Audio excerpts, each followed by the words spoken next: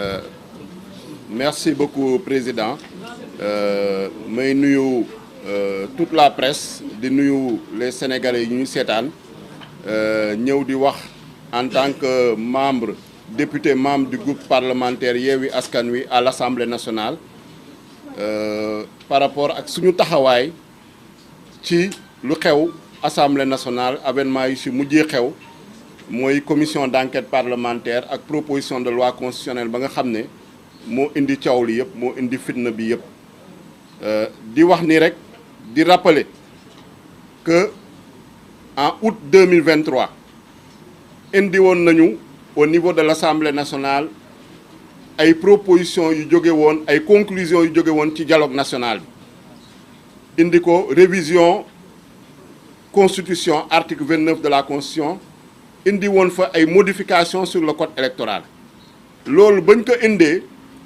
bañ ci waxtaanee également suñuy leader yu bokk ci coalition Yewwi Askan Wi dañu defoon ay propositions d'amélioration muy ci règlement intérieur bi lu ñuy woowee ay amendements pour que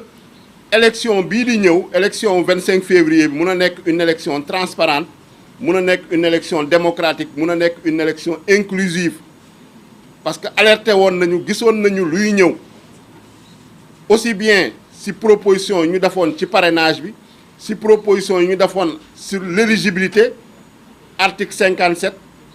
également ak si proposition yi ñu defoon ci processus électoral bi à l'époque ba ñu defee amendement ya ñu demoon ca dialogue national bi dañu rejeter purement et simplement les amendements ñu ne soxlawuñ ko parce que jàpp nañ ne proposition yooyu ay proposition yu baax la déggoo nañ ci am nañ ci consensus donc duñ ci changer virgule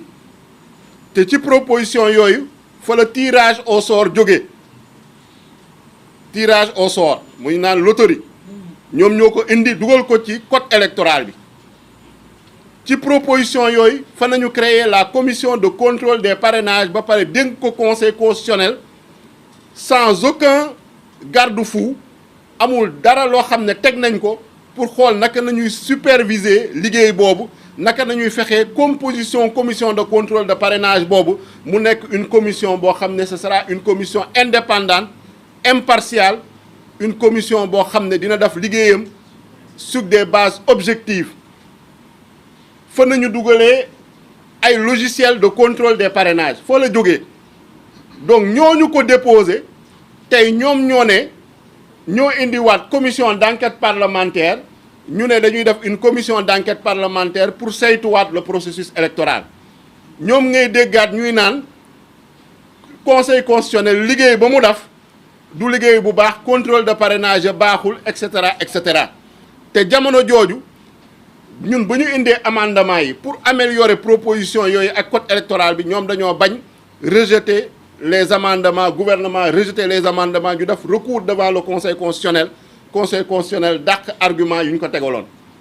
donc parce que lii nañu gisoon muy ñëw lii nañu gisoon muy raam te bëggoon nañ ko prévenir bëggoon nañ ko anticiper parce que loolu mooy suñu taxawaay au niveau de l'Assemblée nationale groupe parlementaire Yewwi Askan Wi avec les 39 députés ak directive yi nga xam ne ñoo ngi koy jot ci leaderu coalition Yewwi Askan Wi mooy ni lépp lu ñu gis ni day naxasal démocratie lépp lu ñu gis ni day delloo ci ginnaaw état de droit na ngeen ko xeex na ngeen ci opposé wu def le rôle de l'opposition parlementaire ci taxawaay boobu nañu nekkee woon malheureusement initiative boo jël waa Bennoo Bokk Yaakaar ak ñeneen ñoo xam ne peut-être ils se réclament de l'opposition mais amuñu taxawaay boobu ils le rejettent systématiquement te lii nañu bañoon crise yi nañu bañoon mu am par rapport ak la commission d'enquête parlementaire bu ñu indi ñu ne par rapport à la liquidation l'élimination de Karim Wade conditions yi ñu ko kiiwee ba ñu ko indilee également coalition ba leaderu coalition bi dañu ne nañu voter contre si jiitu président Ousmane Sonko ak leader yu fi toog yépp parce que dañu gis ne exposé des motifs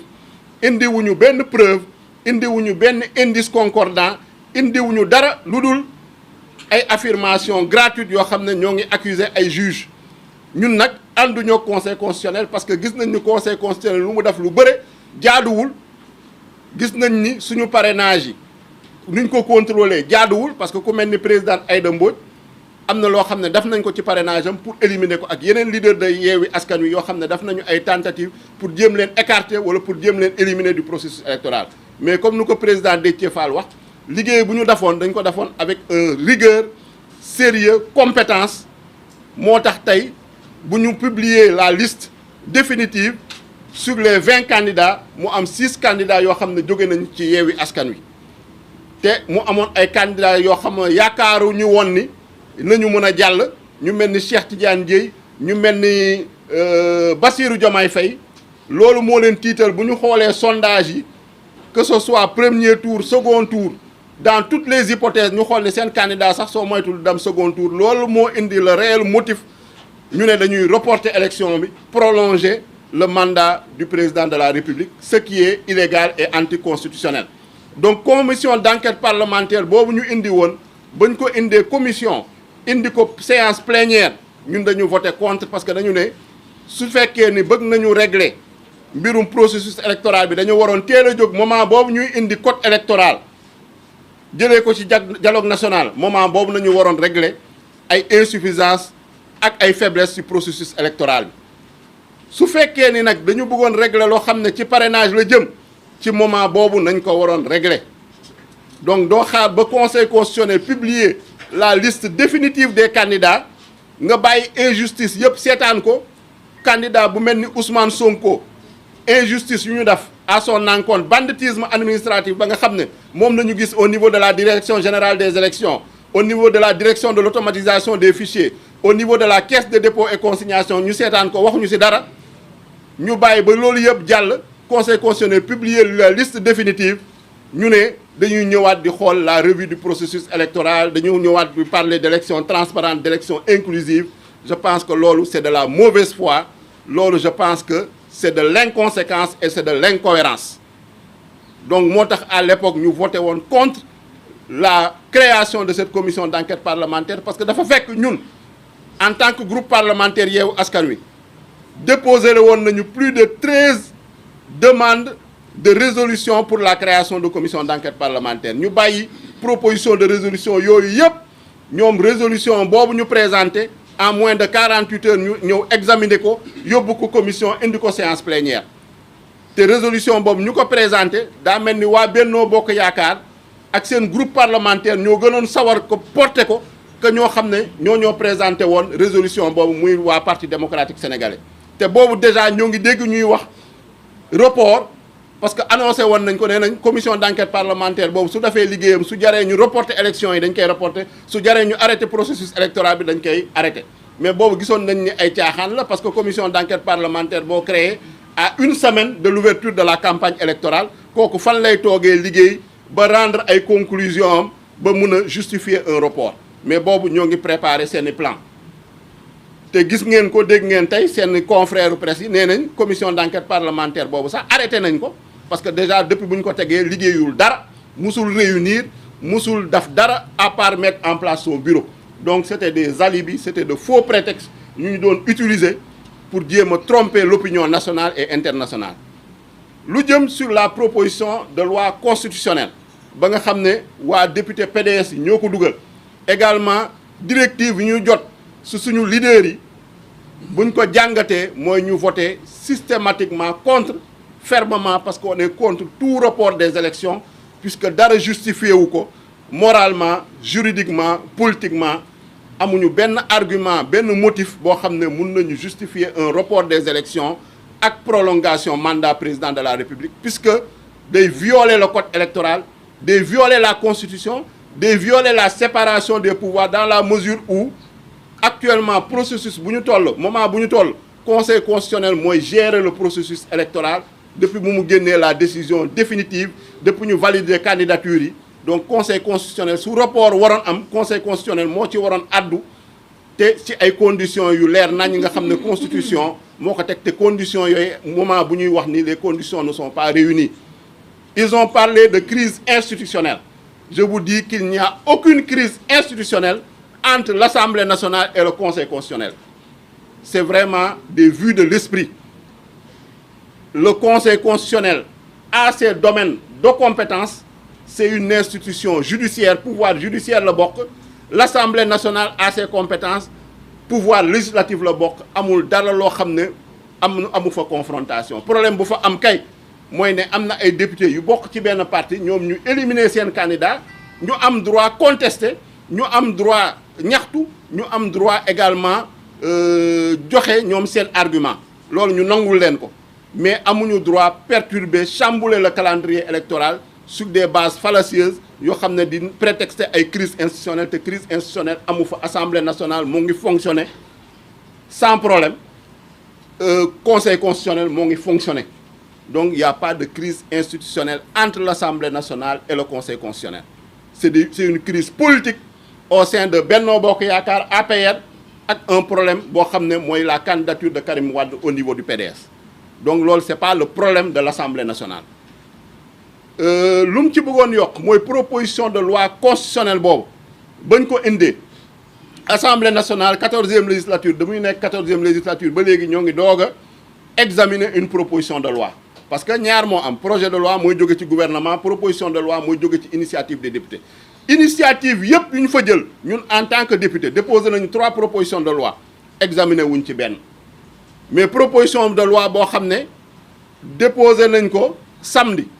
bureau bi examiner ko samedi ñu convoqué le bureau samedi bureau bi examiner ko samedi jébbal ko président de la république joxe avis le samedi même le dimanche ñu convoqué la conférence des présidents pour mu programmer joxe ordre du jour et calendrier dimanche à 11h 11h nañu soog a jot texte bi ñun ñuy bokk conférence des présidents ñu ne ñu commission des lois dimanche à 15h la séance plénière bi c'est le lundi à 11h mooy maanaam proposition de loi ba nga xam ne engager avenir u dëkk bi engager le futur de tous les Sénégalais ak loo xam ne lu toll ni élection présidentielle nga bëgg a plier en 48 heures loolu kenn mësu ko gis mun nañu ne battre na record Guinness en matière d'adoption d'une loi ñun nag bu ñu yeggee commission taxawaay boobu nañ fa am parce que dañu gis ne motifs yi ñu avancé c'est exposé des motifs bi du ay motifs yoo xam ne mën na justifier